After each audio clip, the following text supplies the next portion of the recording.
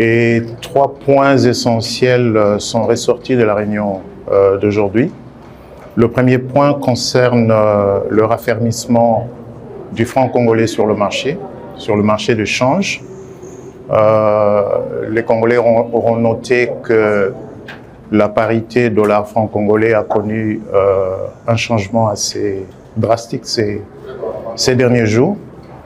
Ce changement résulte de la bonne coordination entre la Banque centrale et le gouvernement, c'est-à-dire le volet monétaire, la Banque centrale ayant procédé à un ajustement du niveau de réserve obligatoire et le gouvernement ayant continué à resserrer le budget, mais aussi avec les échéances fiscales, ce qui a donc permis de faire en sorte que le franc congolais s'est raffermi. Ce n'est donc pas ce que le Congolais vive, n'est pas le résultat d'un hasard. C'est pas quelque chose de je sais pas quoi.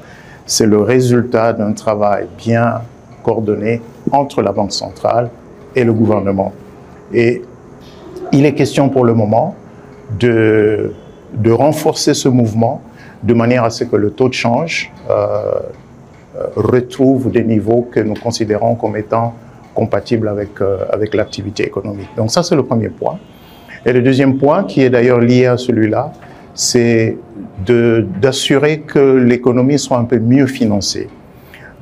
Nous allons, dans les semaines qui viennent, annoncer un certain nombre de mesures de manière à rassurer les opérateurs économiques qui, généralement, font face à des menaces sur leurs dépôts bancaires, ce qui conduit à un phénomène d'éviction où l'argent qui aurait dû être en dépôt dans les banques se retrouve mis à l'écart pour éviter des phénomènes comme les saisies qui sont opérées par certaines institutions de l'État ou par la justice sur principalement les comptes bancaires des grandes entreprises.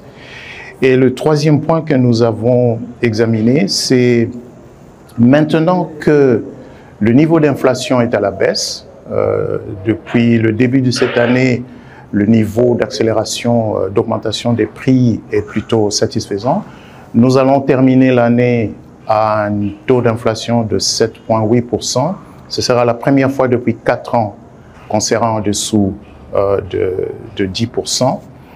Maintenant qu'on a plutôt une bonne tendance sur le taux de change, mais nous notons que la masse salariale de l'État reste très élevée par rapport aux rentrées fiscales.